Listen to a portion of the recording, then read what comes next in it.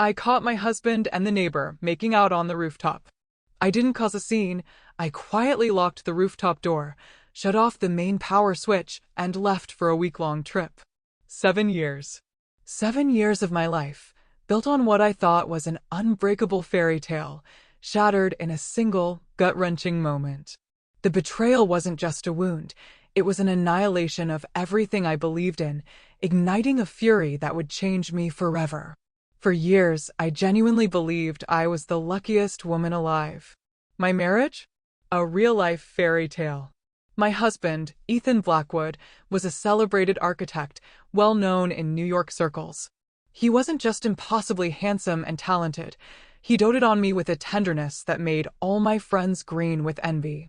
Every morning, he'd be up before me, preparing warm lemon water and a light breakfast, always saying my stomach was sensitive and I couldn't skip a meal.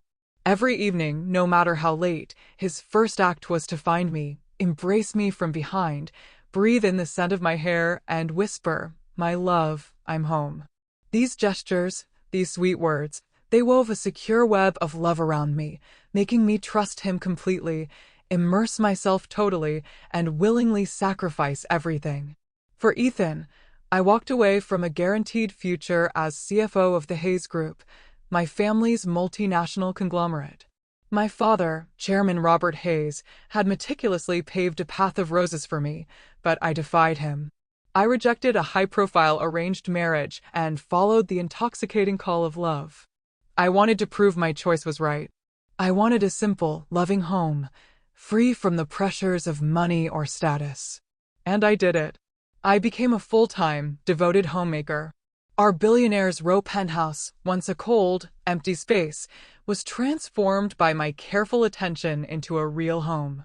Every corner reflected my meticulous touch, from the fresh-cut lilies I replaced daily to the elaborate dinners, always featuring Ethan's favorites.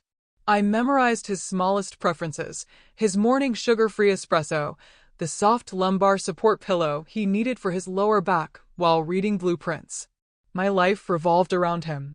My greatest joy was seeing his satisfied smile when he returned home. He often held me close and said, "Having you at home, Mia, is the greatest fortune of my life." And I, so foolishly, so naively, believed him. Absolutely. Our peaceful life continued, a tranquil illusion, until about 6 months ago. That's when Chloe Vance and her young son moved into the apartment 1 floor below us. I first saw her struggling with heavy boxes by the elevator.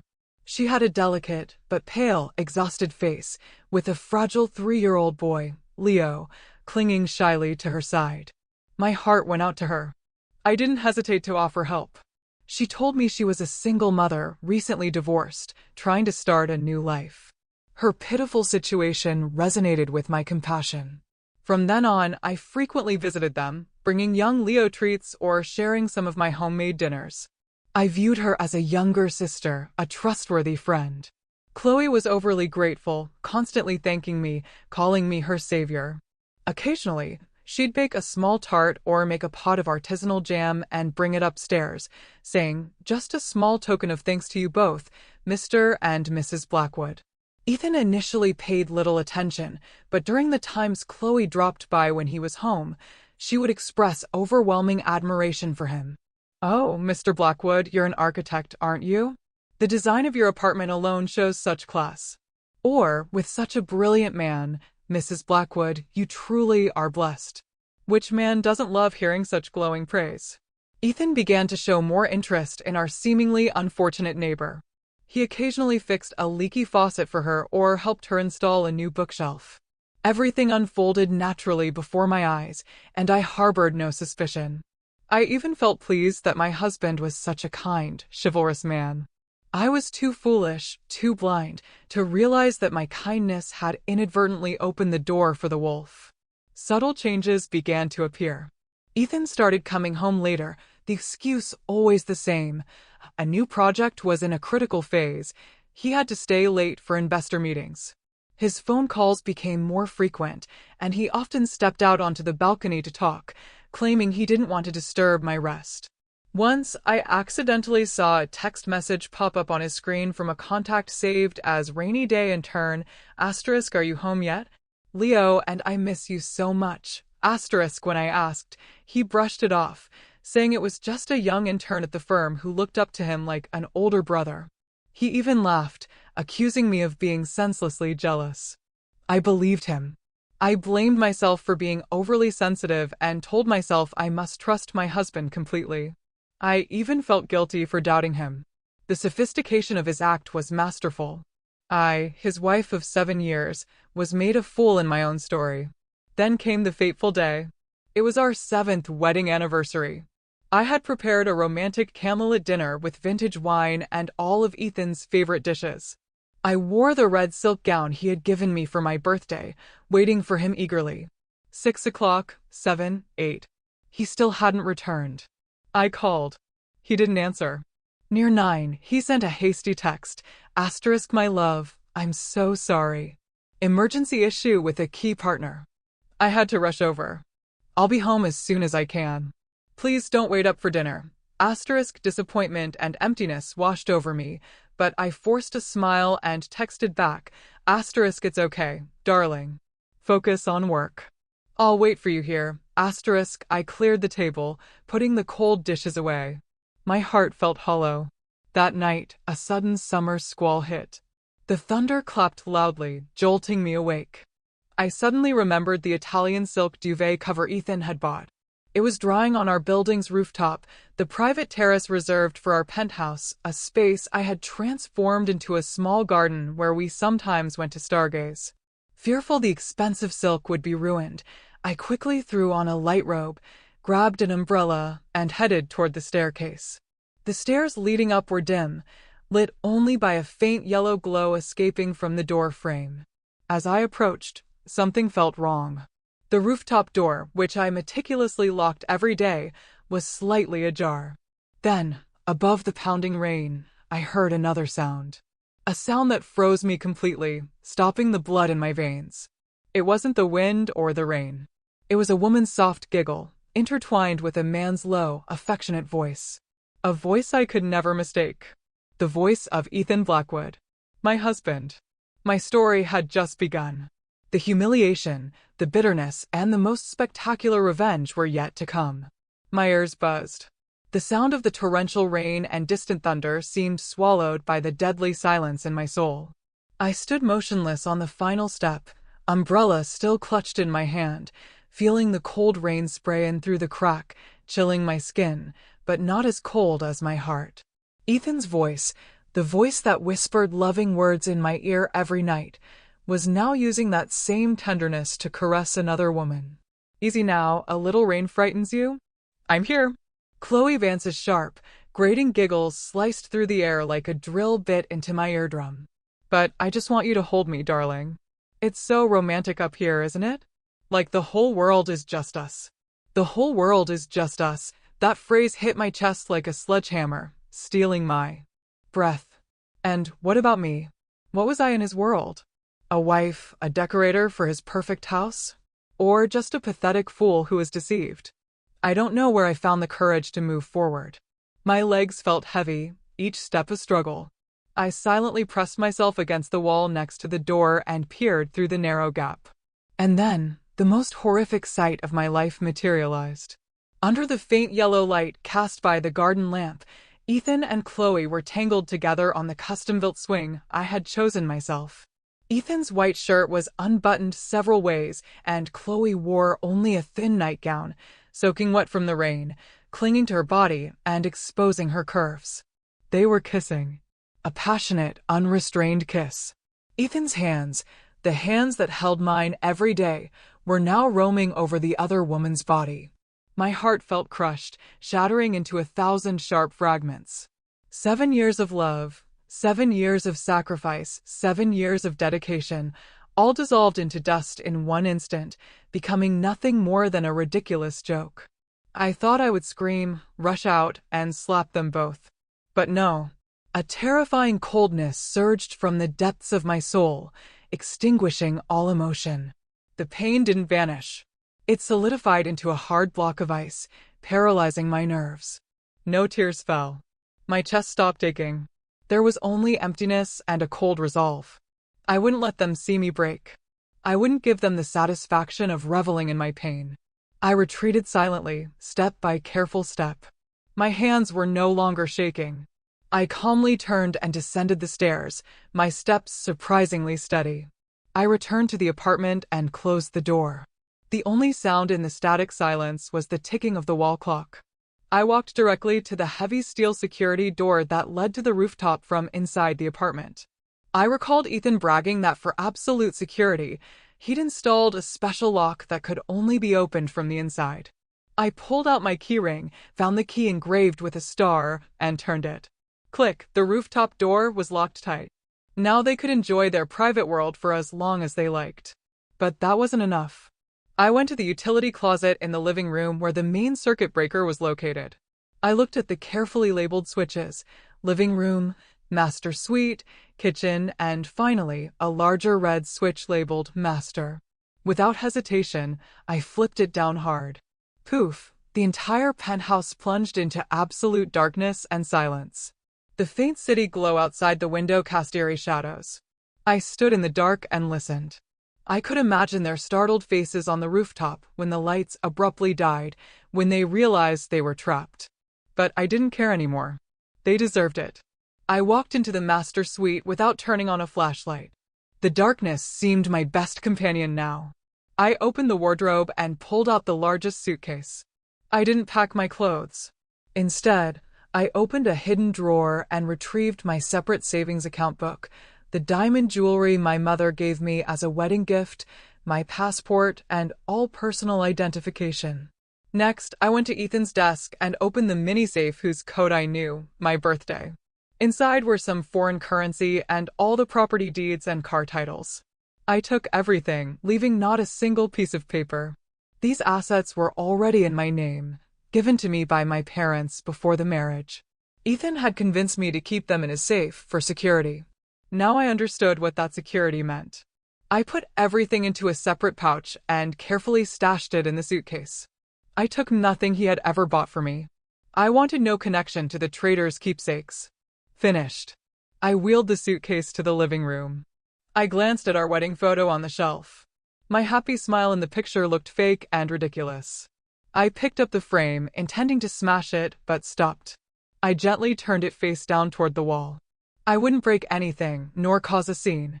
I would leave silently, like a ghost, leaving him an empty, cold house and a mess he would have to clean up himself. I slung my purse over my shoulder and pulled the suitcase toward the door. Before leaving, I paused. I took the red lipstick from my bag and wrote a short sentence on the large mirror in the foyer: "Enjoy the show." Then I opened the door, stepped out, and closed it softly behind me. My great escape had begun. The night and the rain outside seemed to welcome my freedom. I knew that from this moment on, the Mia of yesterday was dead. The low rumble of the suitcase wheels on the hallway tile was the only sound breaking the night's silence. I entered the elevator, looking at my reflection in the polished steel. A woman with an icy face, her eyes devoid of any emotional ripple, completely different from the gentle, smiling wife I saw every day. The initial shock was gone, leaving a terrifying serenity. Now my mind had no room for grief or tears, only cold calculations for the next step. Where would I go? Back to my parents' home? No, not yet. I wouldn't appear before them as a failure, a daughter who defied her father only to face a miserable end. I needed to reclaim everything that was mine and make those who trampled on me pay a heavy price. I decided on a 5-star hotel, discreet and luxurious, where I could hide and launch my plan. The taxi sped away through the pouring rain, leaving behind the luxury condo building that was once my sanctuary, my whole world. Now it was just an empty gilded cage holding 2 guilty people. Midway subscribe line asterisk. By the way, if you're still with me, soaking up every twist and turn of this story, please make sure to hit that subscribe button. You won't want to miss the unbelievable events still to come. Checking into the city's finest 5-star establishment, I requested a corner suite on the highest floor, offering a panoramic view of the Manhattan skyline at night. The room was spacious and opulent, with exquisite furnishings and warm golden lighting, a world utterly contrary to the simple, secluded life I had willingly chosen for the past 7 years. I set down the suitcase and walked straight to the giant glass window, looking down at the city lights glittering like a galaxy. How long had it been since I experienced this feeling? The feeling of being myself, of living in a world that truly belonged to me. I opened the new cell phone I kept hidden in a secret compartment of my purse, a phone used only for contacts in my old world. I found a name: Caleb, assistant. Caleb was a bright, sharp young man, fiercely loyal, who had worked for me before I married. For 7 years, even while I was retired, I quietly kept him on payroll, just in case a day like this arrived. The phone rang only once before he picked up. Caleb's voice was a mix of surprise and worry. "Mrs. Blackwood? Mia? You finally called. Are you all right?" His familiar voice was like a warm stream, slightly melting the wall of ice around my heart. "I'm fine, Caleb," I replied, my voice a little husky. "I need you to handle a few things right now." "Yes, tell me." "Anything," Caleb answered without hesitation. That's what I trusted about Caleb. First, investigate Ethan Blackwood's personal finances over the last 6 months. All bank accounts, credit cards, loans, any unusual transactions. Second, find out everything about a woman named Chloe Vance, currently living in apartment 55 in my building.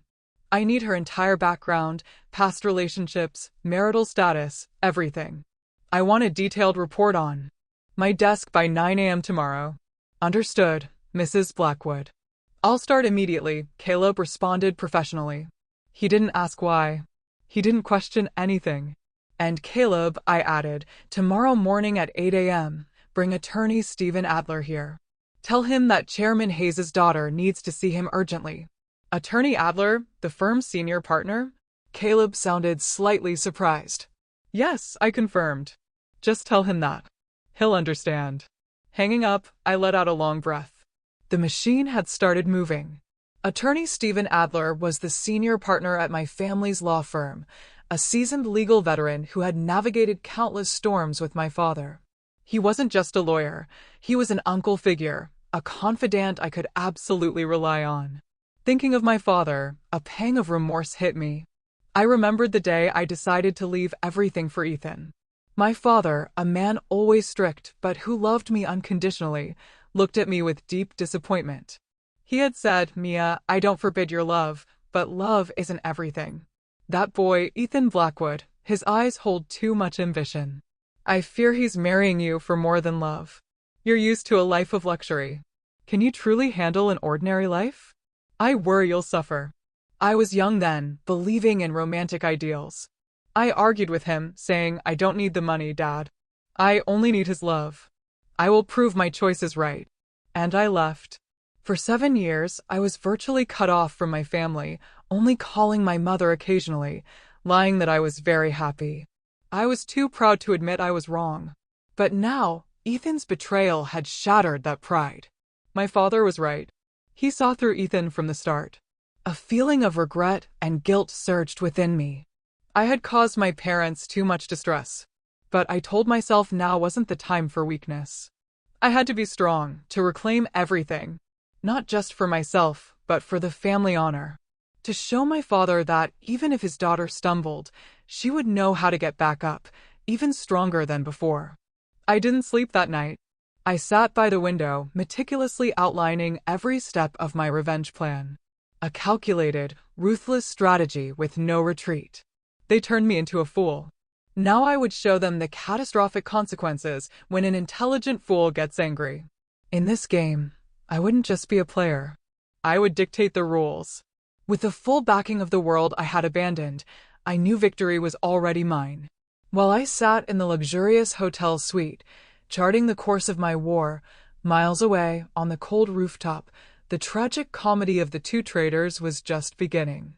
I could picture the scene vividly, as if watching a slow-motion film. When the lights in the penthouse died and the soft jazz music from Ethan's Bluetooth speaker fell silent, they must have thought it was a simple building power outage. "Oh, a blackout," Chloe likely purred, hugging Ethan tighter for comfort. Ethan, with the smugness of a seasoned man, probably laughed and reassured her, "It's fine, babe. It'll be back on soon." It's more romantic here anyway, watching the city in the dark.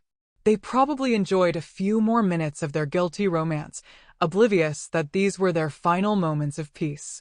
But 5 minutes, 10 minutes, half an hour passed, and the power remained off. The rain intensified, and the cold began to seep into their bones. Chloe's flimsy nightgown offered no protection against the biting chill. She started shivering and complaining. "It's too cold, darling. Why is the power taking so long? Let's go downstairs." That was when Ethan must have realized something was wrong. He released Chloe and walked to the steel door leading inside. He pushed hard. The door wouldn't budge. He tried the handle. It was rigidly locked. Panic started to flicker across his face. "It's locked," he must have exclaimed. "How can it be locked? I swear I only pulled it shut on the way up." Chloe must have rushed over, and together they pushed, pulled, and rattled the door. But all was futile. The heavy, fortified door designed to keep out intruders had become an impenetrable wall, trapping the very people who deserved to be locked away. True terror engulfed them. The rain poured down. Lightning illuminated the sky, revealing their pale faces, chilled and terrified. "What do we do now, Ethan? We're trapped up here." Chloe started to cry, her earlier seductive charm replaced by the image of a weak, pathetic woman. In his panic, Ethan must have screamed my name. "Mia, are you in there? Open the door, Mia." But his only reply was the sound of the falling rain and the terrifying silence from the apartment below. He started using all his strength to break the door, shouldering it, kicking it, but the door stood firm, mocking his helplessness. Exhausted and desperate, they could only huddle in a corner, holding each other for warmth. But that embrace could not dispel the coldness of guilt and rising fear. They were trapped there in the dark, in the storm, for nearly 3 hours until a tiny glimmer of hope. Ethan remembered the emergency exit door leading to the building's main stairwell. He and Chloe scrambled towards it. Luckily, that door was not locked. Like drowning people clutching a life raft, they burst through and stumbled down the stairwell, soaked and shivering. When they reached the 55th floor, standing before our apartment door, Ethan fumbled with his key. The door opened, but inside, the space was still cold and dark. He groped for the light switch and flipped it. Nothing happened. He suddenly realized it wasn't a building-wide outage. Only his apartment had been disconnected. A terrible premonition shot down his spine. He rushed to the utility closet. The red master switch was in the off position. He flipped it back up. The living room lights flared on, illuminating a scene that made both Ethan and Chloe freeze. The usually warm, immaculate home was eerily empty and cold. The wedding photo on the shelf was turned face down toward the wall, and on the large mirror in the foyer, a message written in bright red lipstick stood out clearly. Asterisk, enjoy the show. Mia, asterisk, where is Mia? Ethan screamed, charging into the master suite. The room was empty. The wardrobe was open, but only his clothes remained. My jewelry drawer was empty. The mini-safe was ajar. Not a single document left inside. Every trace of me seemed erased, except for the faint scent of lilies still lingering in the air. She's gone. She knows everything. Ethan likely sank to the floor, clutching his wet hair. Panic, fear, and a hint of rage at being outmaneuvered, all emotions exploded within him. Chloe stood at the bedroom door, her face white as a sheet. "What do we do now, Ethan? She knows everything. She won't let us get away with this. Her family." "Shut up," Ethan yelled, cutting her off. He stood up, pacing like a trapped animal. "No, this can't come out." He began to scheme. "She's just angry and ran off. She probably went to a friend's place." Yes, he reassured himself. Now he had to play the victim. He turned to Chloe, his eyes sharp and calculating. "Listen carefully. From now on, you play the role of the worried, good neighbor. And I'm the pathetic, heartbroken husband whose wife left without a word. We have to get ahead of her. We have to make everyone believe she is at fault." And so, their second act began. Ethan picked up his phone and started calling my closest friends. His voice, strained with supposed anguish, spun a tale of my sudden emotional volatility, my unwarranted jealousy, and my disappearance. The perfect victim act was launched. But they didn't know that the only audience member who mattered, me, was watching calmly from afar, preparing an unstoppable counterstrike. The next morning, as the first rays of light pierced the luxurious suite, I was awakened by a knock at the door. Caleb and Attorney Adler had arrived right on schedule. I quickly put on a silk robe and opened the door. Caleb bowed slightly, carrying a large briefcase and a bag of hot breakfast. Behind him stood Attorney Adler, a sharp man in his late 50s with salt and pepper hair, whose eyes were keen and authoritative, radiating the aura of someone accustomed to complex legal battles. "Hello, Mia," he said warmly, his eyes conveying the concern of a mentor. Caleb briefly filled me in. "You've been through a lot." His presence and words were a calming antidote, strengthening my resolve. "Please come in," I said, leading them to the large sofa in the living area. While Caleb set out the breakfast, Attorney Adler wasted no time. He cut straight to the chase. "Tell me everything, Mia. The whole story. The more detail, the better." I took a deep breath and recounted the events of the past 7 years. My decision to leave home, the seemingly perfect marriage, Chloe's arrival, the suspicious signs, the night on the rooftop, and my escape. I narrated it calmly, without tears or self-pity. I simply presented the truth raw and painful. Attorney Adler listened intently, nodding occasionally, his expression hardening. When I finished, he was silent for a long moment before tapping the table lightly. "That punk dared to deceive Chairman Hayes's daughter. He has some nerve." He turned to me, his voice resolute. "Don't worry, Mia. I will handle this. He and that woman will pay. But first," he continued, "we need to cut off his financial lifeline. A man as ambitious and dependent on money as him loses everything when he loses his cash." That was exactly my thinking. "What should I do, Stephen?" I asked. Attorney Adler took a sip of the tea Caleb prepared. "The penthouse and the cars are in your name. Premarital assets he can't touch. The problem lies with the bank accounts and credit cards. If I recall correctly, you provided him with a secondary black card from your account at Sterling Private Bank. Unlimited limit, correct?" "Yes," I nodded.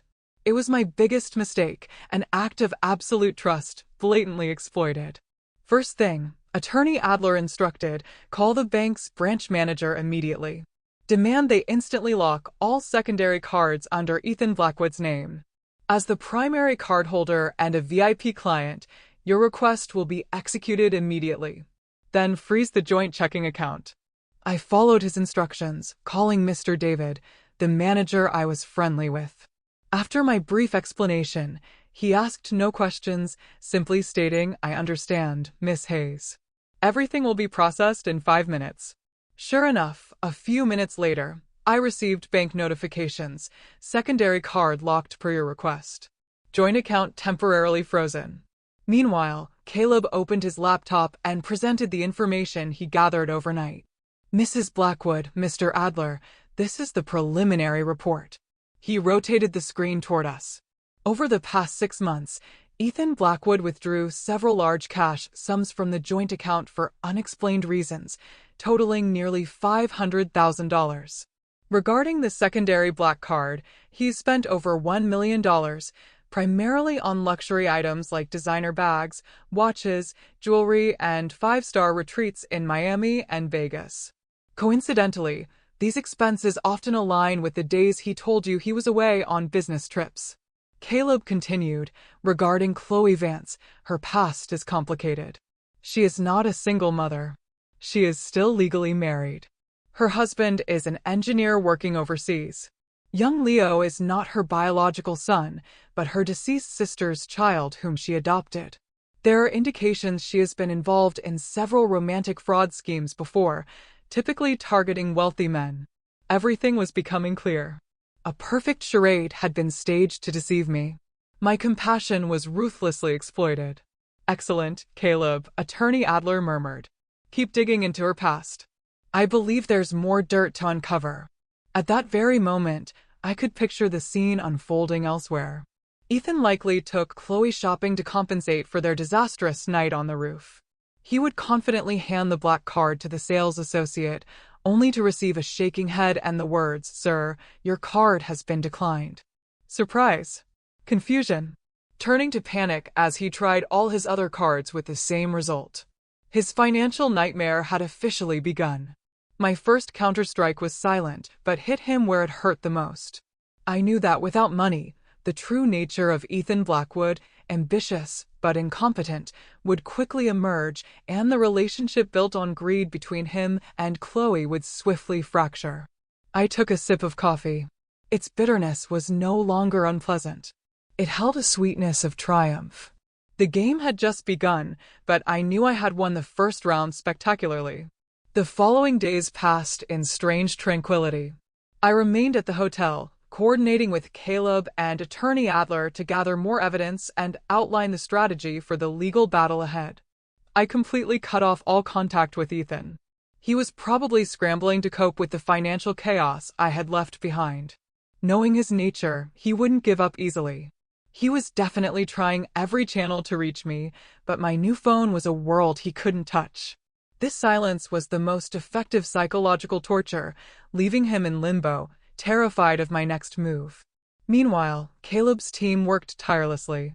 He mobilized top contacts, even hiring a professional private investigations firm to delve into every corner of Ethan's and Chloe's lives. And what they uncovered was more horrifying than I could have imagined. One afternoon, Caleb brought me a thick, neatly bound folder. "Mrs. Blackwood, this is the full report," he said, his face grave. "There are some details here I think you should prepare yourself for." A cold premonition stirred within me. I opened the folder. The first page showed Chloe Vance's complex relationship map, a dense spiderweb. But what froze me was a familiar name circled in red, connected to Chloe by a bold line, Ethan Blackwood. And next to his name, it didn't say lover, as I expected, but business partner. I frantically flipped the page. It was a photocopy of a cooperation contract between the two, signed over a year ago, even before Chloe moved into my building. The contract's contents were explicit. Asterisk Party B, Chloe Vance, is responsible for approaching and establishing a romantic relationship with Mrs. Amelia Blackwood, with the ultimate goal of causing Mrs. Amelia Blackwood to either initiate a divorce or create evidence of infidelity on her part to facilitate a divorce favorable to Party A, Ethan Blackwood. Upon success, Party B shall receive 10% of the total asset value awarded to Party A post-divorce. Asterisk, my entire body trembled. The paper in my hand felt heavy. I had to read it several times to believe my eyes. This was not a simple affair. This was a conspiracy, a trap meticulously laid out, complete with a legal contract and specific clauses. My husband, the man who slept next to me, had hired another woman to seduce him, to create a staged infidelity, all to secure grounds for divorce and seize my assets. Disgust surged violently in my chest. He hadn't just betrayed me emotionally. He had actively plotted to ruin me, to make me out to be the guilty party, the cheating wife, so he could legally steal what was mine. 7 years of love, my sacrifice, all were merely a fat target in his eyes, an objective to be conquered. His malice and calculation exceeded every human boundary. I fought to maintain composure. Flipping through the remaining pages, the report exposed another explosive truth. Ethan Blackwood was not the talented, self-made architect he always claimed to be.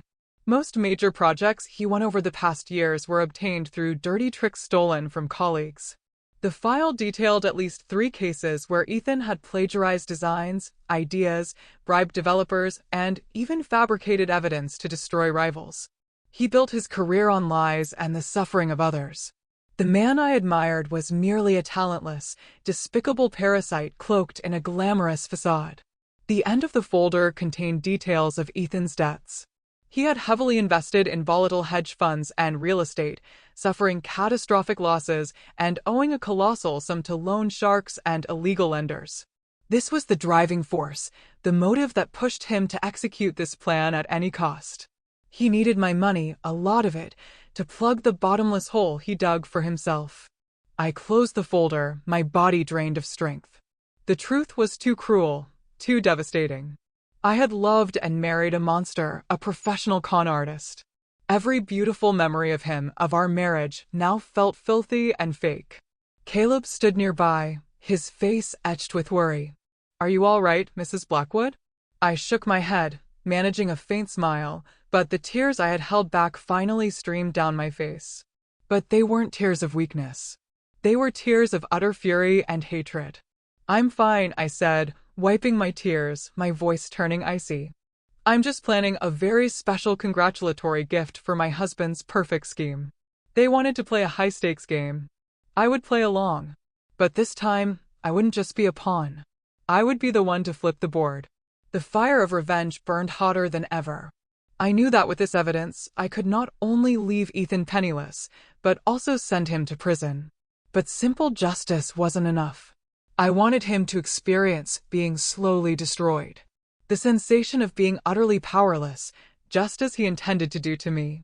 The shock from the private investigator's report subsided, leaving me with a terrifying callousness and cold determination. I stopped crying. Tears are for the weak. Now only action mattered. Ethan built his entire career and public image on lies and polished PR. I would start right there. I would rip off his perfect mask and let the world see the true, despicable face underneath. But I wouldn't do it loudly. A direct attack might alert him and potentially lead to legal trouble for defamation before I could deploy the decisive evidence. I would do it slowly, strategically, like a subtle poison, leaving him unable to fight back. I spent an entire evening researching the professional groups and forums Ethan frequented. He loved the spotlight, often posting articles, sharing his designs, and cultivating the image of a young, talented, and ethical architect. Crucially, he was the moderator of a major forum called the American Architects Guild, home to thousands of architects and engineers. This was the perfect stage for my performance. Using a new burner phone, I created a new Facebook profile and a forum account under an anonymous name, The Unveiled Truth. I crafted a persona, a passionate young architect, fresh out of school, deeply disillusioned with the industry's dark side. Then I began writing a long post, a story told from the perspective of an anonymous insider. I didn't name Ethan directly. I only used suggestive initials, Architect EB, Rising Star, or Professional Plagiarist. The title was sensational, designed to incite curiosity. In the article, I avoided outright accusations. Instead, I recounted a specific, detailed story, one of the 3 cases Caleb's team uncovered. It was the story of a young architect named Adam Long, who poured his heart into a groundbreaking design for a high-end Seattle resort. But Architect EB, his colleague and superior, used dirty tactics to steal the design, alter it slightly, and present it to the developer under his own name. Long, devastated and powerless, resigned and fell into depression. I wrote with deep empathy for the victim and scorching indignation for the villain.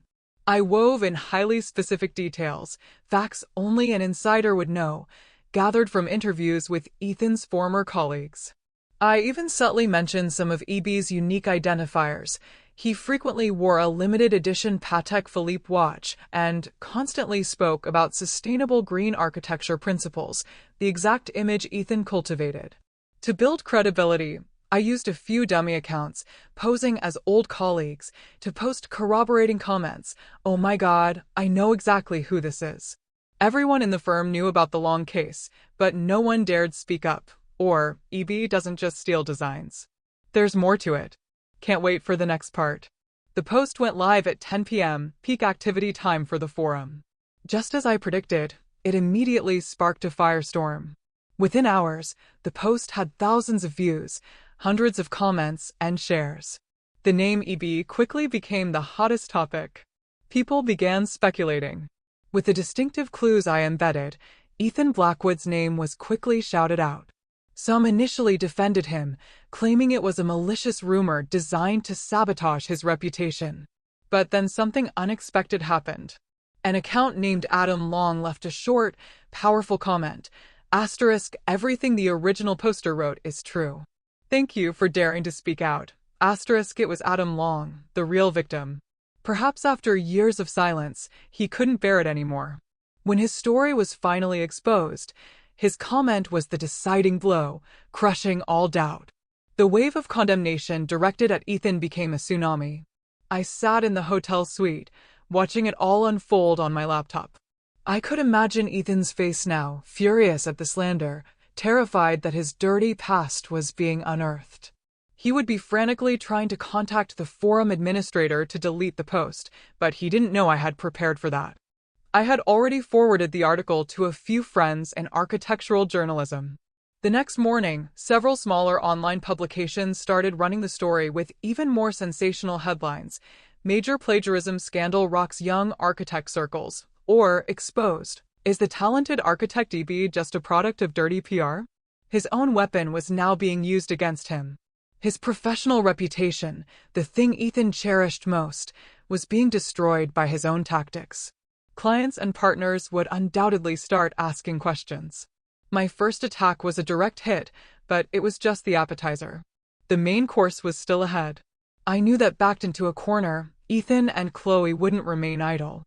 They would surely retaliate, and I was waiting for it. Before the storm on the architectural forums could fully subside, another, fiercer and more reckless, erupted from a direction I hadn't fully anticipated. While Ethan was frantic, fighting the media crisis, trying to explain himself to partners, and frantically scrubbing the damaging posts, Chloe Vance, his lover and accomplice, made an incredibly foolish move. Perhaps due to the financial cutoff and seeing Ethan teetering on the brink of ruin, her panic and greedy nature took over. She decided to act independently, seeking her own way out. Her target?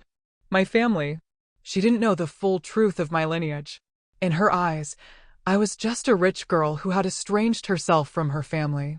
But from Ethan's rambling, she knew I had relatives in a more old money area, which Ethan, in his arrogance, had described as quaint, rural, and easily fooled. Chloe saw this as her last life raft. She tracked down the address of my parents' secondary residence, a grand French-style estate in Greenwich, Connecticut, where my father chose to retreat from the bustle of the city.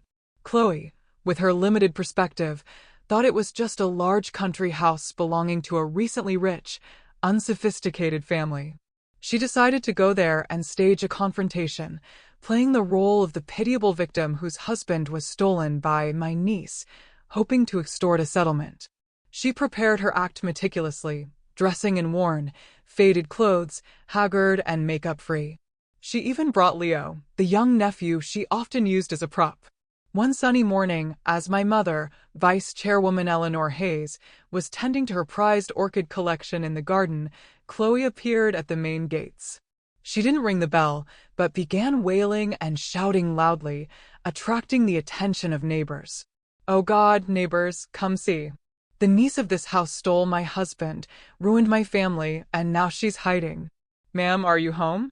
Please come out and talk about right and wrong." My mother, Eleanor, was an astute and powerful woman. She wasn't just a typical housewife. She was the vice chairwoman of the Hayes Group, the woman who built the empire alongside my father. Hearing the racket, she merely frowned and signaled the groundskeeper to open the gate. Chloe, seeing the gate open, lit up. Dragging a terrified Leo behind her, she stumbled into the garden and promptly collapsed to her knees before my mother, tears streaming. "Ma'am, please be my judge. Your niece, Mia, a Blackwood, stole my husband, the father of this child. Now she's run off, leaving my husband financially ruined, and we have nowhere to go. Please, I'm a woman too. Have mercy on us. Tell her to give my husband back." My mother said nothing, silently watching the performance. Her eyes, sharp as knives, pierced through Chloe's charade. She calmly sat down on a stone bench in the garden and signaled a helper to bring her a hot cup of chamomile tea. "Stand up, please," my mother said. Her voice neither warm nor cold, yet carrying an immense, invisible weight. "We don't have a tradition of making our guests kneel. You say Mia is my niece?" "Yes, yes, ma'am," Chloe quickly replied, thinking she was on the right track. "She told me you were her country relatives." "Is that so?" My mother took a slow sip of tea and placed the cup down delicately. "Then you must be mistaken. Mia is not my niece. Chloe froze, bewildered. How can she not be? She is my daughter. My mother interrupted, her voice still steady, but every word hitting like a hammer. Amelia Hayes is the only daughter of myself and Chairman Robert Hayes of the Hayes Group. And you? Who are you to come here and slander my daughter? Chloe's entire body turned to stone. Her eyes widened, her mouth agape, unable to utter a word. Asterisk the Hayes Group. Chairman, only daughter. Asterisk those titles exploded like thunder in her ears. Who had she provoked? Seeing Chloe's stunned expression, my mother continued, her voice chilling several degrees. You say my daughter stole your husband? Who is your husband? Where does he work? Where is your marriage certificate? May I see it? My husband is Ethan Blackwood, the architect, Chloe stammered. Oh, Ethan Blackwood, my mother scoffed, a look of profound scorn crossing her face. The mediocre architect my daughter gave up a fortune to run away with. I know him well enough. And the marriage certificate? Do you have it? Or are you merely a mistress, a homewrecker who now dares to come here playing the victim? My mother's words were invisible slaps across Chloe's face. Every prepared line of attack she had was rendered meaningless. Her pathetic drama had completely collapsed before an insurmountable opponent. Furthermore, my mother stood up, approaching Chloe, her gaze ice-cold. Do you think I don't know who you are? Chloe Vance, 32, from rural Ohio. Current husband is an engineer working in Japan, not divorced. Previous conviction for felony fraud. Currently on probation, correct. My mother rattled off her personal details, information Caleb had uncovered and I had forwarded. Chloe was completely broken. She sank onto the ground, shaking uncontrollably, no longer daring to look my mother in the eye. You conspired with that man, Blackwood, to cheat and destroy my daughter. Did you think we wouldn't know? My mother said, her voice filled with authority. I'll give you two choices. 1. Get off my property immediately and never appear before my daughter again. 2. I call the police. With your criminal record and the evidence we currently possess, how long do you think you'll spend in jail? No further words were necessary. Chloe, like a cornered rat, scrambled up, dragging a terrified, weeping Leo, and bolted out the gate. She ran as if chased by a ghost, never daring to look back. Her pathetic performance ended in utter humiliation. My mother stood watching her retreating figure without a hint of pity. She pulled out her phone and called the head of the Hayes Group security detail, ordering 2 extra guards stationed at the gate.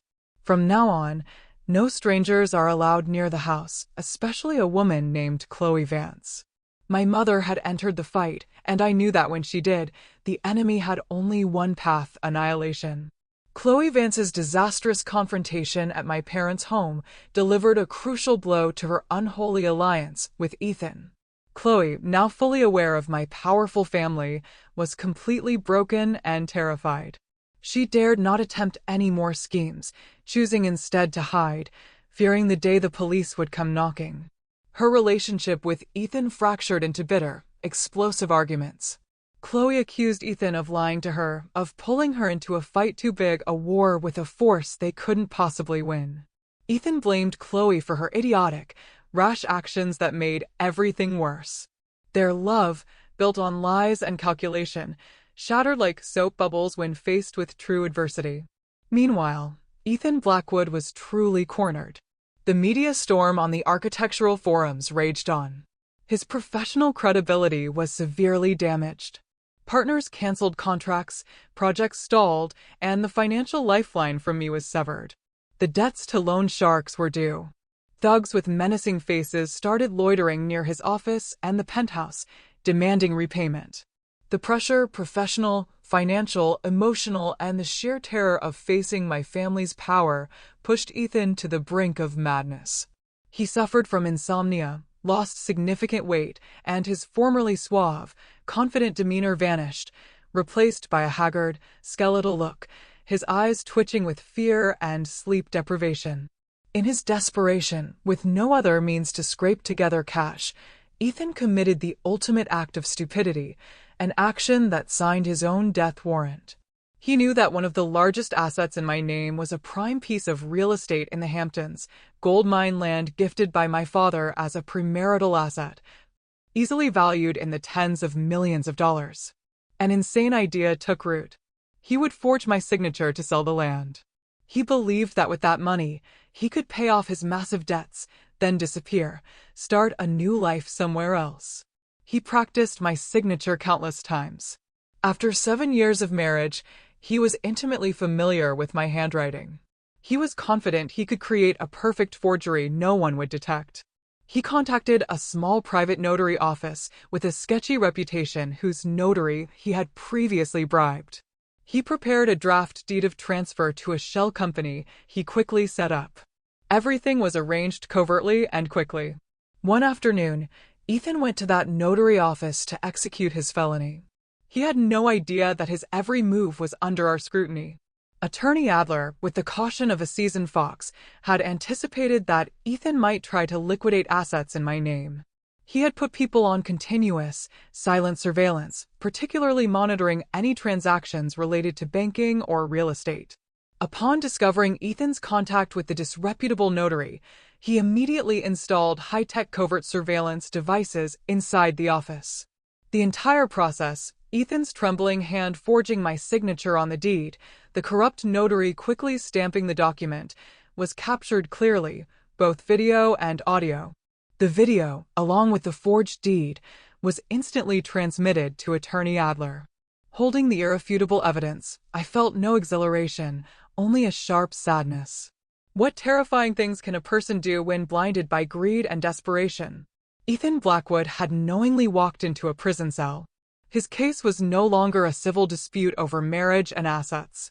It was now a serious federal felony of fraud, theft, and forgery of official documents.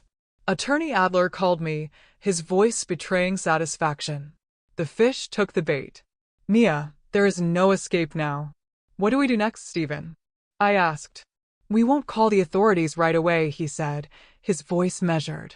"Let him believe his plan succeeded. Let him live a few more days in sweet delusion and false hope. We will unveil this ace card at the most opportune moment, the time that maximizes the impact. I have an idea for a truly grand finale." Taking his advice, I understood the endgame was near, and the conclusion for Ethan would be not just failure, but total annihilation. I waited. A cold, patient wait for the day the final sentence would be delivered to the man who betrayed me. After successfully pulling off the forged signature, Ethan seemed to regain a sliver of confidence. He believed he held the key to solving all his problems. He immediately took the fake deed to a bank, mortgaging the Hamptons property for a colossal loan. He used the money to pay off the loan sharks, temporarily silencing their threats. He also began planning his new life, researching immigration to a country without an extradition treaty with the U.S. He spent his final days of freedom in a sweet delusion, completely unaware that an invisible net was tightening around him. Meanwhile, I left the hotel and returned to my parents' Connecticut estate. I decided it was time to face reality, time to reclaim my true identity. My return was no longer a retreat, but the homecoming of a victor. My father, after hearing the whole story and Attorney Adler's efforts, simply held me close. "You've truly grown up, my girl," he said, his voice filled with both pride and pain. "I apologize for not protecting you sooner." "It's not your fault, Dad," I replied. "It was my naivete, but I've learned my lesson now." My life entered a new chapter. I was no longer a housewife. I began working alongside my parents at the Hayes Group. The financial knowledge I learned in school, combined with the detailed organizational experience from 7 years of managing a complex household, proved incredibly valuable. I quickly adapted, offering sharp insights and earning the respect of the executive staff. I had found myself again, the intelligent, decisive, and capable Mia Hayes. Then, Attorney Adler declared it was time for the final curtain call. "We need a stage," he said during a meeting with my parents and me. "A grand stage so everyone can witness his downfall. A courtroom trial is too dry and lacks the media impact we need. We need an event he cannot refuse." An idea sparked in my mind. "What about a charity gala?" I proposed. "The The Hayes Group holds its annual Metropolitan Charity Ball every year to raise funds for underprivileged youth. This year, we can make it bigger. Invite the entire business community, all the major media outlets, and key influencers. My father and Attorney Adler exchanged glances and nodded in approval.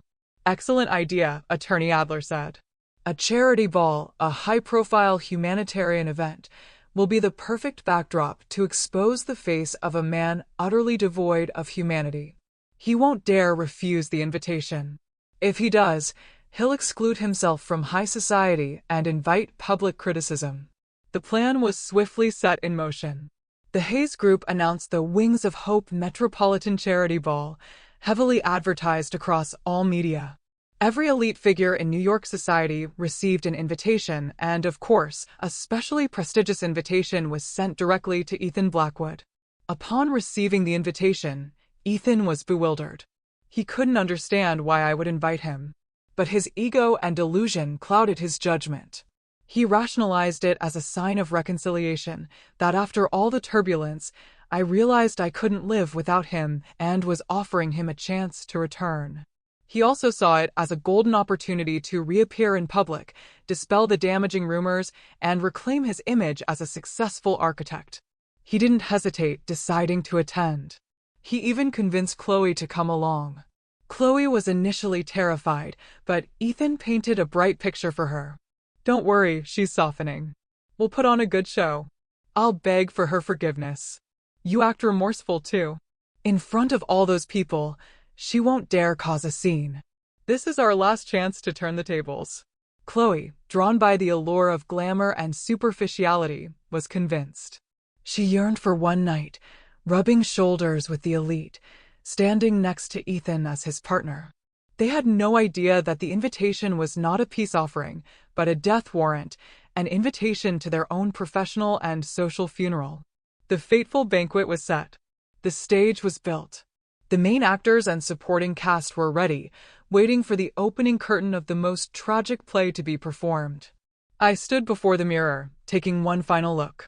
In my emerald green evening gown and sophisticated updo, I looked like a queen preparing for her final battle. And I knew that tonight I would undoubtedly be the victor. The Wings of Hope Metropolitan Charity Ball took place in the Grand Ballroom of the Waldorf Astoria. Crystal chandeliers sparkled. A symphony orchestra played softly. Fine wines flowed, and guests in lavish attire created a scene of opulence and class.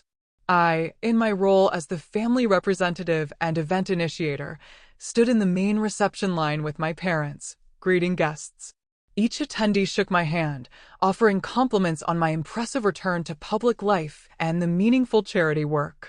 I merely smiled a calm smile that concealed a profound anticipation.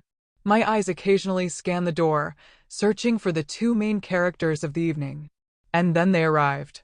Ethan Blackwood and Chloe Vance entered the hall, drawing considerable attention.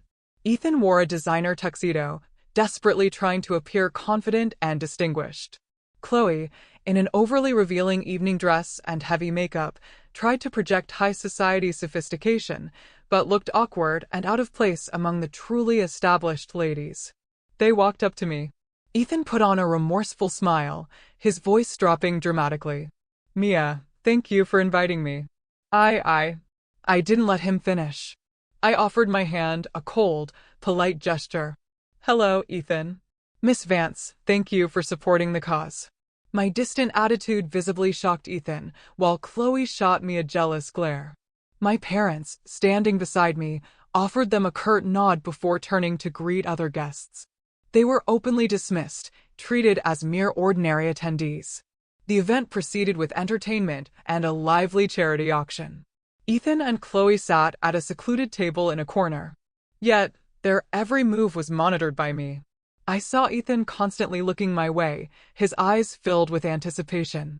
He was still deluded, believing I would call him to the stage, give him a chance to apologize, and stage a reconciliation.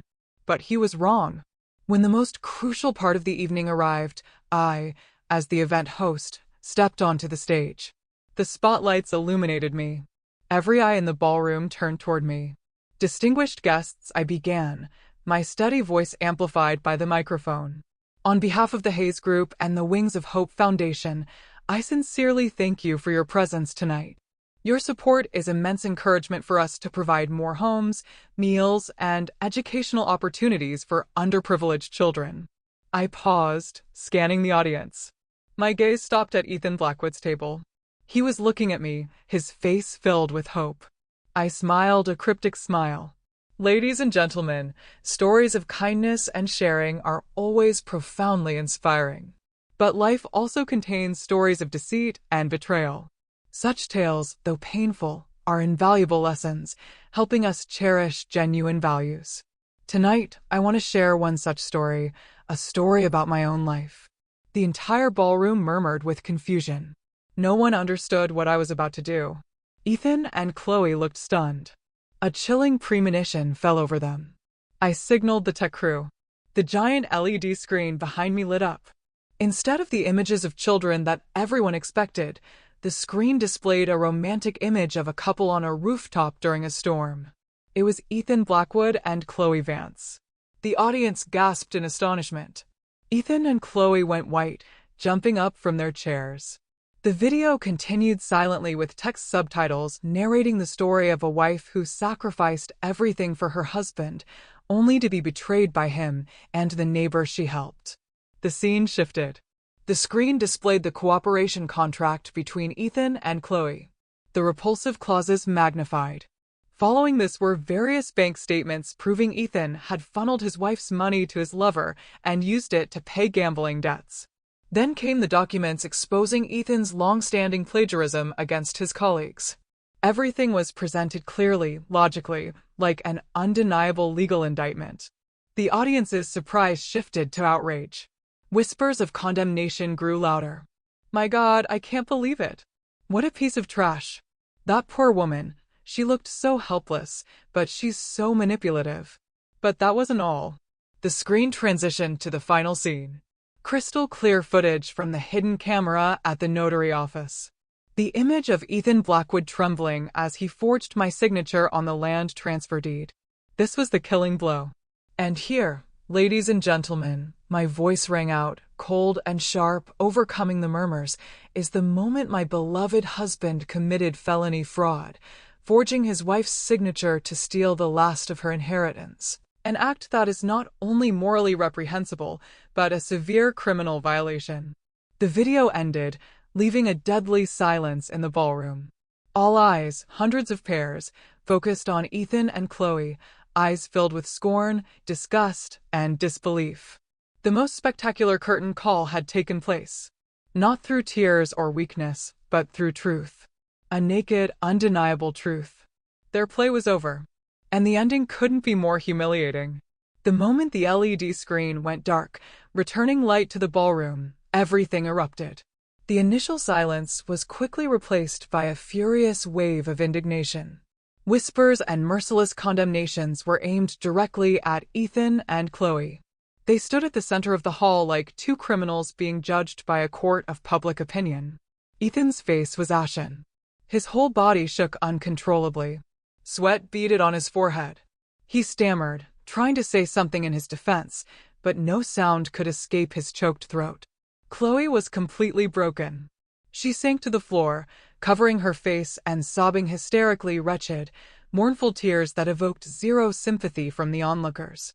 I stood on the stage, calmly observing the tragedy I had orchestrated. I felt no exhilaration, only a chilling emptiness. This was the fate they deserved. Mr. Blackwood, I cannot believe you are this kind of man. A prominent elderly developer, a major partner of Ethan's, stood up, pointing a finger at him, his voice laced with anger and disappointment. Our contract for the new resort project is hereby terminated. Our firm will never cooperate with an unethical man like you. His declaration was the opening shot. Immediately, other partners rose one by one, announcing they were severing all business ties with Ethan. Our company, too. The project is halted. We will find another firm. We are considering litigation for damages. The career Ethan built on lies and manipulation collapsed like a sandcastle before a tidal wave, all within a few minutes. But that was not the worst of it. Just as the chaos peaked, the ballroom's main doors swung open. Two uniformed NYPD detectives, their faces grim, stepped in. Behind them followed Attorney Adler. Everyone was stunned. A detective walked straight onto the stage, took the microphone from my hand, and demanded silence. His voice was loud and authoritative. "We are from the NYPD Economic Crimes Division. We are here tonight to execute an arrest warrant for Mr. Ethan Blackwood on charges of felony fraud, theft, and forgery of corporate documents." The arrest warrant was read out clearly and sternly. The ballroom again fell silent, but this time it was the silence of shock. The two detectives descended and headed straight for Ethan. He stood frozen, his eyes vacant, offering no resistance. When the cold handcuffs snapped onto his wrists, he seemed to wake up. He turned to look at me, his eyes no longer holding remorse or pleas, but profound, desperate hatred. The hatred of a cornered animal. "Mia, you ruined my life. I will never forgive you," he screamed, thrashing wildly. But it was too late. He was swiftly escorted away by the detectives, leaving behind Chloe's wailing and hundreds of contemptuous stares. Chloe, seeing her lover arrested, went hysterical. She crawled to my feet, clinging to the hem of my gown, sobbing and begging. "Mia, I was wrong. I know I was wrong. Please forgive me this once. I only did it because Ethan persuaded me. He tricked me. Please tell the police to let me go. I have my son to care for." I looked down at her.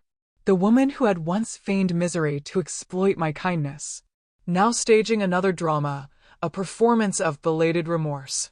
I gently pulled my gown from her grasp, my voice devoid of emotion. "You should save those words for your lawyer. They will serve you better there." Then I turned to one of the detectives still standing nearby. "Sir, she is an accomplice in this fraud. We have a signed contract. I suggest you take her in for questioning as well." The detective nodded. Hearing this, Chloe fainted on the spot. The show was truly over. The two main characters, one cuffed, the other unconscious, received an unequivocally tragic end before the eyes of the entire high society. Their collapse was not merely a loss of honor and career. It was the complete destruction of their lives. The Metropolitan Charity Ball had become a night of judgment, and justice, though delayed, was executed with drama and finality. The chaos that followed Ethan and Chloe's removal gradually subsided, but the aftershock lingered in the ballroom. The banquet couldn't continue.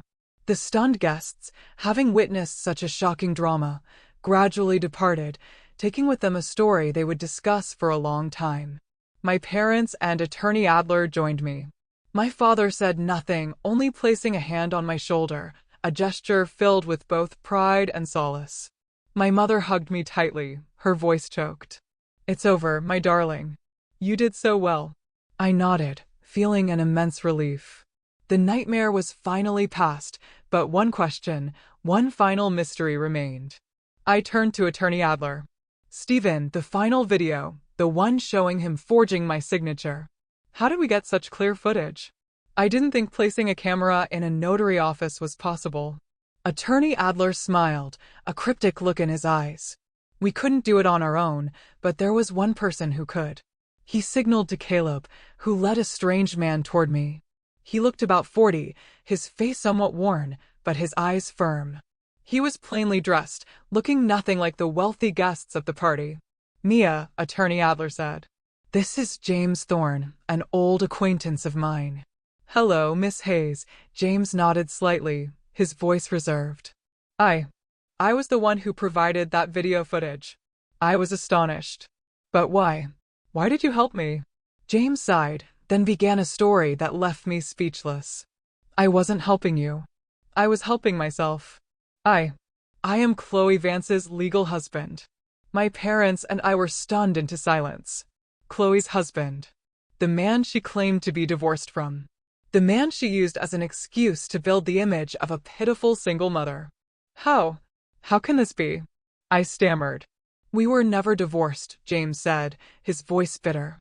"I was working overseas, sending money home for her and my nephew Leo. I had no idea she was using that money to flaunt herself and deceive other men. I've known about her and Ethan Blackwood for a long time.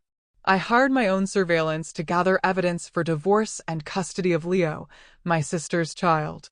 I apologize. I should have warned you sooner, but I was afraid if I showed myself, she would get cautious and gathering evidence would be impossible. I never thought their plot would go this far. It was clear now. In this war, I was not alone. I had a silent ally fighting for his own justice. And the notary? I asked. He's my cousin, James replied. He's weak and greedy and was bribed by Blackwood. When I learned of Ethan's final plot through him, I used family leverage to persuade him to cooperate.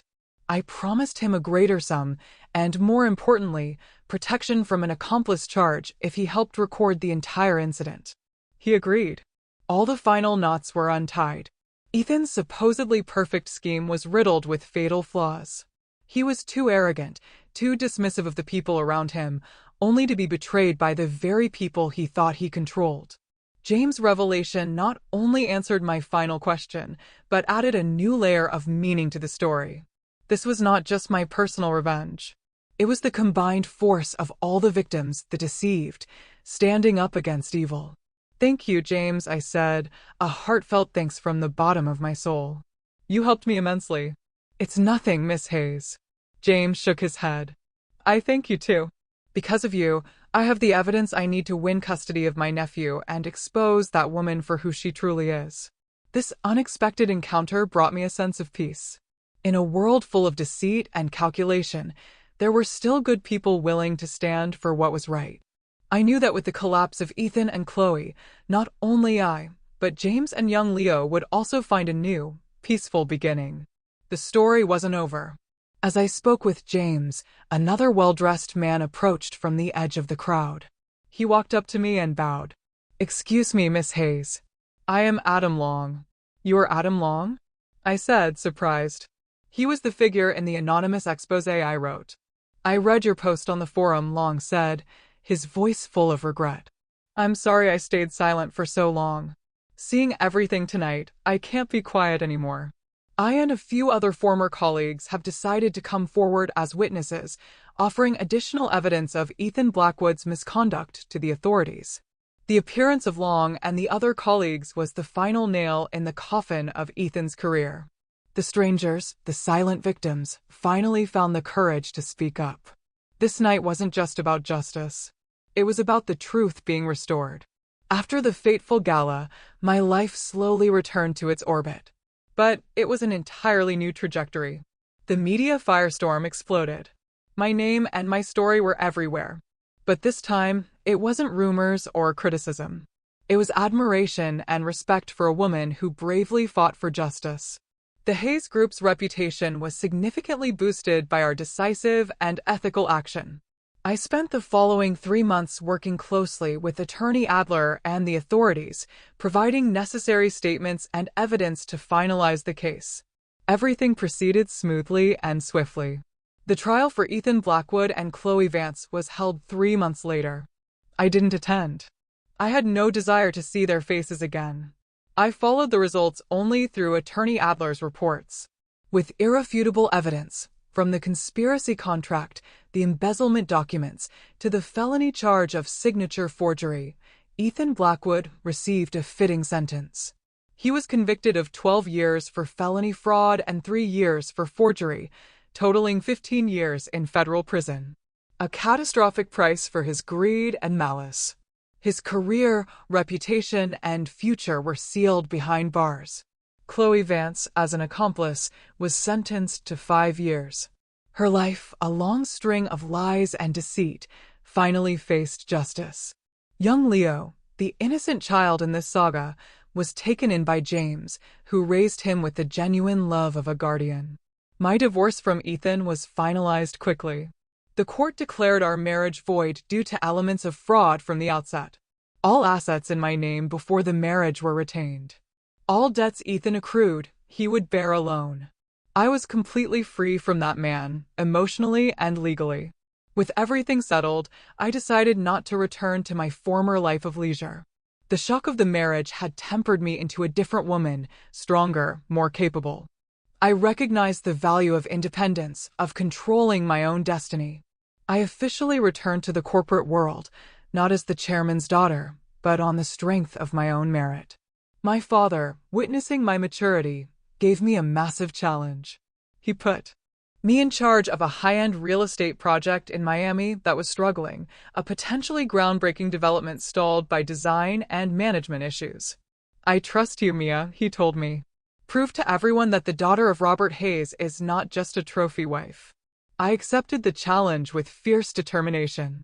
I immersed myself in the work, analyzing files, studying the market, meeting partners. I applied my financial acumen to restructure the project, cutting unnecessary costs. I also used my aesthetic sense and meticulousness to introduce new design concepts, transforming bland units into luxurious, emotion-filled living spaces. Those months were incredibly demanding, but I had never felt so energized and passionate. I found my calling again, reclaiming my self-worth. Gradually, the project showed clear progress. Partners regained trust. Investors poured money back in. The project, once a liability, was revived and promised to become a new city landmark. My success came not only from my own efforts, but also from the help of good friends. Caleb remained my indispensable assistant, supporting me constantly. Attorney Adler became my trusted legal advisor. Even James, after stabilizing his life and Leo's, occasionally called to check in and share valuable insights. Our relationship evolved from gratitude into a genuine friendship. The cost of betrayal was immense, but it also taught me an invaluable lesson. It showed me who my true allies were and helped me appreciate genuine relationships. It also helped me find myself again, a better, stronger, and more deserving version of myself. The war was over, but a new chapter, a new life, had truly just begun. 1 year after that fateful night, it was a beautiful late afternoon in Miami. The golden sun poured down, painting the palm-lined avenues of the new luxury development. I drove my white convertible through the city, feeling the cool breeze on my hair, smiling gently at my reflection in the rearview mirror. The woman in the mirror, with her stylish short haircut, eyes sparkling with confidence, and a serene smile, seemed a total stranger compared to the meek, compliant housewife of a year ago. The nightmare was over, and I hadn't just survived. I had truly been reborn from the ashes of betrayal. I was no longer the Mia of yesterday, a woman trapped by pain and hatred. I was now free, self-reliant, and savoring every precious moment of life. The real estate project I took over had succeeded spectacularly. Initially, when my father handed me the failing project, many on the board were skeptical. They viewed me as an untested heiress, a woman who only knew clothes and tea parties. But I didn't let those prejudices deter me. I threw myself into the work. I used the same detailed planning and meticulousness I honed during my 7 years as a homemaker to manage the complex development. I realized running a huge project was similar to nurturing a home. Both required dedication, insight, and the ability to spot the smallest issues. I personally visited every construction site, put on a hard hat, and spoke with every worker. I sat down with a team of architects, not as a boss giving orders, but as a colleague, helping them unleash their creativity. I transformed soulless concrete blocks into sophisticated, emotionally resonant living spaces. The luxury complex, which I named the Phoenix Ascendant, a symbol of my own destiny, became one of the most successful and sought-after real estate projects on the market. It not only brought enormous profits to the Hayes Group, but also won prestigious architectural and design awards. On the day of the project's inauguration, my father stepped onto the stage. He didn't speak much about the business numbers. He just looked at me, his eyes brimming with pride, and said one sentence I will never forget. Before, I was proud to build the Hayes Group, but today, my greatest pride is my daughter, Amelia Hayes. In that moment, I cried. Tears of happiness and recognition washed away all the pain and humiliation of the past. I had proven my capability, not just to my father or the public, but most importantly, to myself. I was no longer living in the shadow of my family. I had forged my own path, creating my own light. Today, I had a special appointment. I stopped my car in front of a quiet courtyard cafe, tucked away in a small alley, a familiar spot over the past year. From a distance, I saw a familiar silhouette waiting at a wooden table beneath a canopy of bright bougainvillea. James saw me, smiled warmly, and waved. Next to him sat young Leo. The boy looked bigger, healthier, and much more outgoing. "Aunt Mia!" Leo shouted happily, abandoning his sweet pastry and running to hug me. I crouched down and embraced him, feeling the warmth and innocence of the child's soul, which filled me with a rare sense of peace. "Leo, have you been good listening to Uncle James?" I ruffled his hair. "Yes, ma'am. I got Star of the Week all week," the boy proudly announced, his eyes sparkling. "Uncle James promised to take me to the zoo to see the elephants this weekend." My relationship with James had grown closer over the past year. After everything ended, he used all his savings and the generous funds Attorney Adler had provided on my behalf to open a small, reputable private investigation firm. With his integrity, his business quickly thrived. He was no longer the haggard man weighed down by bitterness. He had found joy and purpose in his life next to his beloved nephew. We didn't rush things. We came together slowly, quietly, like two kindred spirits who had weathered the same storm, finding shared understanding, empathy, and a safe harbor in each other. We sat together, sipping coffee, talking about my projects, about the interesting cases James' firm had cracked, and about Leo's first school crush. Sometimes we fell silent, just smiling at each other, a tranquility that both James and I hadn't felt in a very long time. Over the past year, I gradually learned of the fate of the others. Ethan Blackwood remained in prison, paying for his crimes. He occasionally wrote me long, rambling letters full of belated remorse and complaints about the harshness of prison life. He begged for my forgiveness, pleading for a second chance when he was released. I read the first letter, feeling no emotion, only pity for a life that self-destructed. I didn't reply. The subsequent letters I didn't even open, simply giving them to Caleb to handle. The past was past. I wouldn't let anything contaminate my present peace. As for Chloe Vance, after serving her time, word was she quietly left the city. No one knew where she went. Her life, a long chain of deceit, ended in isolation and obscurity. They had become part of history, an expensive lesson life had taught me. I no longer hated them. I had forgiven them, not because they deserved it, but because I deserved peace. "Mia." James suddenly took my hand, his voice hesitant but earnest. "I know you've been through so much pain. I have too. We are both people who stumbled, who lost faith. But for the past year, being by your side and seeing your strength, your renewal, I've started to believe in new beginnings again." He squeezed my hand, looking deeply into my eyes that held respect and deep affection. Can Leo and I become a part of your future? I can't promise you the material wealth you once had, but I promise to spend the rest of my life giving you peace, respect, and a genuine love. I looked at him, into those eyes where there was no deceit or calculation, only warmth and sincerity. I didn't answer right away, just felt the warmth of his hands spreading through me. Tears welled up, but this time they were tears of happiness and profound emotion. The painful past had forged the woman I was today. No longer naive, no longer believing in rosy promises, but also unwilling to lose faith in genuine love. A love built on understanding and shared experience. I nodded gently, a gesture that spoke volumes. James smiled, a radiant smile that erased all the worry from his face. Leo, chasing a butterfly in the garden, suddenly turned and saw us holding hands. He ran over and clambered onto my lap. "Aunt Mia, Uncle James, what game are you playing? Can I play too?" James and I looked at each other and laughed. I held Leo tightly. James put his arms around both of us. 3 people, 3 shattered lives, had now found a family, a complete home in each other. The sun set, painting the sky with a brilliant orange hue. From the ashes of betrayal, I had truly been reborn, vibrant and powerful as a phoenix. Life had taken away a fraudulent husband, but returned to me a sky full of freedom and genuine happiness. And I knew this was not an end, but the beginning of a new chapter, a chapter filled with joy and light in my life. A journey I would no longer have to walk alone. Ending asterisk. So, dear listeners, The tumultuous journey of Amelia Hayes has reached its powerful conclusion. Witnessing Ethan and Chloe finally face justice, there's a deep sense of satisfaction. But beneath the collapse of their dark schemes, this story offers far deeper lessons about life, love, and self-worth.